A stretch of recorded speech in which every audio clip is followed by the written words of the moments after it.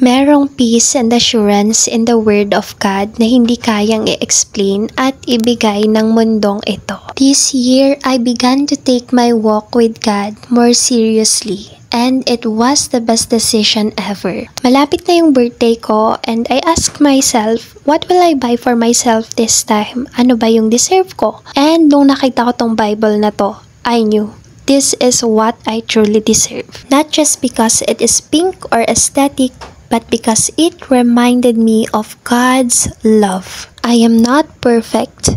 Nobody is. But I'm so thankful that God has given me the chance to experience His peace and His unconditional love. Sometimes, akala natin we need to be perfect to be loved by Him. Akala natin we need to stop sinning in order to be accepted by Him. But that is not true. Because Jesus came to save the sinners, not the perfect. Luke 19 verse 10. For the Son of Man came to seek and to save the lost. So, if nahihiya kang lumapit because you think you don't deserve it, please remember that God is waiting for you with open arms.